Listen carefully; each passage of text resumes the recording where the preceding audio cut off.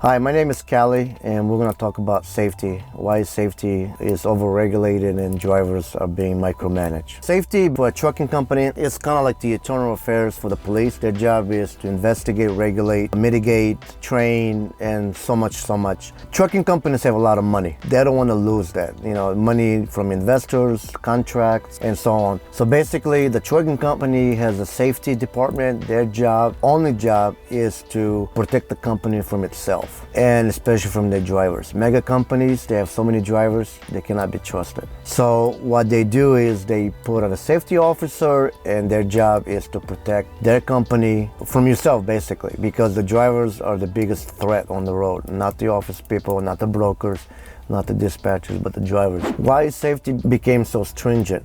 The answer is pretty much money. Liability, insurance companies, and everything else that is tied together. Let me give you an example. If you fall and slip, you hurt yourself at a trucking company's property, there's a high probability you're not gonna get $90 million lawsuit. Now, if one of you drivers end up killing a grandpa and grandma in a minivan with 3 grandkids, pretty soon you're gonna be on every TV network. If the lawyer is really good, they're gonna bury you as much as they can, at least publicly. So the safety job is not only to protect the company, but also to prevent. So that's why mega companies, they micromanage their drivers from everything, from cameras, electronic logs, going downhill, 5 or 10 miles over the speed limit downhill. And even though the speed limit is 80 miles an hour, the truck is going at 65, you go down 10 over, it sends a message to their system, and right away you're gonna get a message on your little dashboard. They call that overspeeding, even though you're not breaking any state laws or federal laws, you're breaking company policy. And to them, it's a no-no, so they trying to prevent that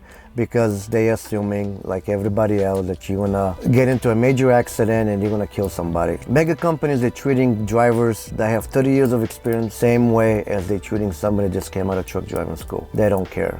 All they care is about control and preventing anything bad happening to their company. So the way safety works, it's a money business. It's like any other business. There's so much money involved in this, and people don't realize that. You're dealing with insurance companies, right? So mega companies, they're self-insured. Mega companies, they have accidents on daily basis. We're talking major accident. Could be $1,000 damage, or it could be, $50 million accident. And there have been accidents out there. So they have major accidents on daily basis. And what they're trying to do is outweigh one or the other. Insurance companies are involved. Even though they're self-insured, they create a third-party company, but they're still self-insured, so they can keep their rates down. If they're not self-insured, they go out of business. Usually trucking companies, they have $1 million for a fatality with a hazmat load. I think it's like $2 or $3 million, maybe more. So if you have like 1,000 trucks, you're looking at least $100 million, if not more, right? So they have to be self-insured, otherwise they go out of business. Small companies, they're not self-insured, so they have to go by their insurance company, their rates and their policy. As much as they want to hire you, if you don't pass the insurance company first, they're not going to hire you because their rates will go up. And also, they don't want any loose cannons, cowboys. The insurance will go up for small companies, and they can afford to keep you as a driver because they end up paying more than what you're making for them. Hey guys, Ronan here. I wanted to personally thank you for watching this video. I've been recruiting drivers for about 15 years now, and I've heard hundreds and hundreds of stories of how drivers are getting mistreated by their current employers and how they're being taken advantage of by our current industry providers. So I wanted to create a channel in order to unite North American drivers, share my knowledge, educate drivers to become more successful, and hopefully one day to make a positive impact on our industry.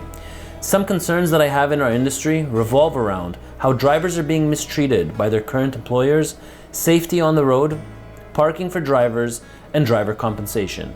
When we unite, we can make a difference. This video on this channel is not meant for recruiting purposes. As me and my team continue to produce high quality and interesting videos, I do need your support in order to make a difference in this North American market. Please subscribe to our channel. And if you're enjoying the video you're watching, give it a thumbs up. And now, back to the video. Insurance companies, they dictate who they hire and how they're hiring, right? Most small, medium-sized companies, they want you to have at least 2 or 3 years of experience. Clean record, preferably. Maybe one speeding ticket you can get away with. Insurance companies, they dictate how the trucking company is run. The days of trucking companies hiring drivers are over. Insurance companies are actually hiring the drivers. The first thing they ask you is show me your driving record. Guess what? The safety officer don't care. What they do is they submit that to the insurance company. The insurance company will say yes or no, and then the safety officer will actually go by their company policy if you're actually hireable or not. And that's where the gravy train goes into. Large companies, they can take somebody off the street, they can take somebody off the school right away with no experience because their rates never go up. It always stays the same because they regulate their own rate. Small companies, medium companies, they can afford that because it costs them too much money. How has safety evolved for the past 20 or 30 years? Actually, it has evolved a lot. One is the hiring process. The insurance companies decide who they hire and who they want to get rid of. Trucking companies have no saying into that. Second, state and federal regulations. Nowadays, it's electronic logs. So in the US, they have the CSA point, right? And that affects the trucking company and that affects the driver. Everything the driver does, it goes on the trucking company. The last time I checked, some of it's public profile. So technically, the insurance company can look at the trucking profile company and they can see their safety record. If their safety record is really, really bad, they can drop them. Also, shippers and receivers, they have contracts. They can also access the company safety profile, and if they see their safety is low because they go by CSA points in the US, they can also drop them. So the safety aspect of the industry has become more stringent, over-regulated to the point where companies, they're looking for drivers with clean licenses. They don't even care whether you have experience or not. If your license is clean, they'll hire you, but the downfall on that part is the quality of drivers has gone down as well. If they take somebody off truck driving school, they know that you're gonna have an accident the first year because you have no experience. Pros and cons when it comes to safety, regulations and everything else. Pros, accidents have went down. Safety, wise, 20 years ago, it has gotten better. Companies don't want the cowboys and the loose cannons, so things have improved. Equipment-wise, it has improved dramatically. You get trucks that are better equipment, they stop faster, you have disc brakes, everything's better. Technology has improved on the safety so that way, you don't have to worry about hurting other people on the road in case you make a mistake. Cons is the rules have changed so strict that everything you do, it affects you and the company you're working for. Trucking companies have no choice but to adjust to the insurance company policies and regulations, so they're limited to who they're hiring. So that means it is your responsibility to keep your license clean. You can't get any tickets because everything you do, it affects the company. So the cons is everything you do, it goes on your record and stays on your record. That means you can't go over your hours. You can't get too many speeding tickets. You can't do anything that is going to harm your license because it will harm your company. And when it harms your company, they have no choice but to let you go. Going back 20 years, I worked for mega companies and they have this micromanaging over excessive safety rules to the point where you can't really function as a driver without you being told what to do. It's pretty much kind of like being in the military. You're told what to do at all times. Basically, with safety, they monitor you. They want to know what the truck is doing. So they have this, back in the day, what they call them black boxes. A few companies have them. Warner had it, Swift had it. And basically, in case of a fatality, they take the black box and they do a forensic on it. They want to know how many times did the truck hit the brakes before it actually hit the car or were the brakes applied. What about the speed, how fast was it going before the accident? They look at all that and they can determine from there if it was actually equipment's fault or was the driver's fault. And then from that step, they look at the driver, was he under drugs? They're gonna make you take a drug test, alcohol test. And then they look at his record. What kind of driver was he? Was he a safe driver? They go back. When I went to truck driving school 20-something years ago, the first thing I learned from my instructor in class was a good lawyer will make you look stupid in court. And that is true till today, because the lawyer's job, the prosecutor's job, the only objective is to prosecute you and find you at fault. So they'll look at everything. They'll look at your record 6 months ago. They'll look at your license. They'll look at everything. Have you failed any drug tests, alcohol tests? Was the truck ever maintained properly? When was the last inspection? And they look at everything. And based on that, it goes to court and then they try to fight among each other whose fault it was. And that's how it is. It's a vicious cycle. It's a vicious business. And you got to watch out for yourself.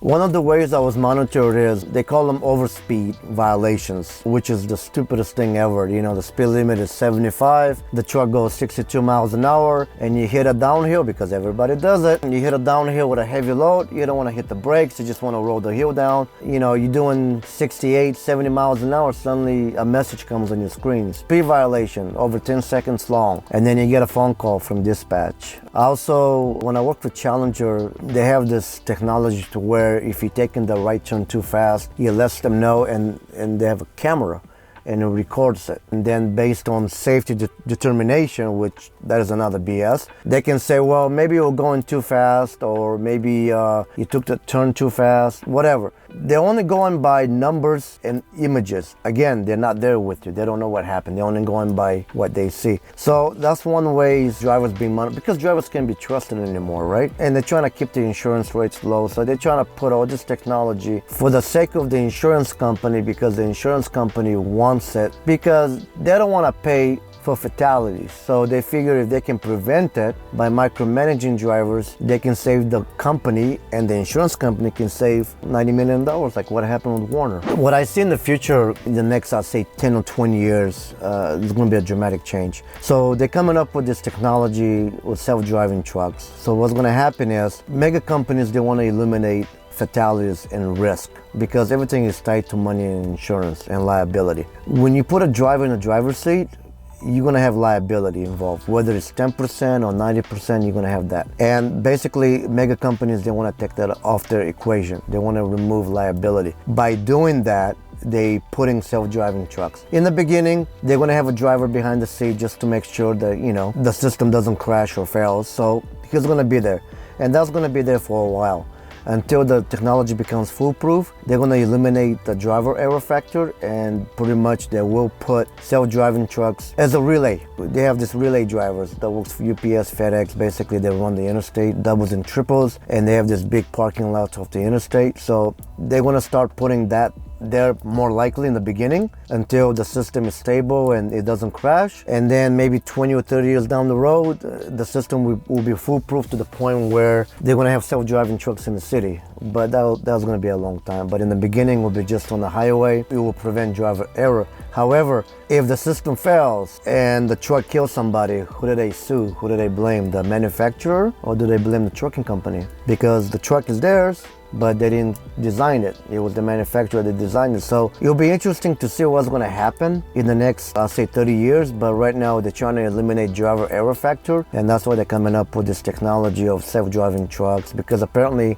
having a camera, having ABS brakes, it doesn't eliminate it, because people are still killing people and there's still accidents. For trucks, safety is designed to prevent hurting four-wheelers, hurting people out there that are not driving trucks. That's the main objective. But with that, also it has to do with money. You know, safety is really about money. It's not about saving lives. It's about preventing liability. And the trucking companies nowadays, they're the new tobacco in the industry. Trucking companies have a lot of money and they don't want to lose that. What safety is, it is about money, and it's about preventing fatalities, or prevent as many as you can, because you're costing the company and the insurance company money, which they don't want to spend. Let me know about your thoughts in the comments below and share your ideas. This is Kaly. Subscribe. See you in the next video.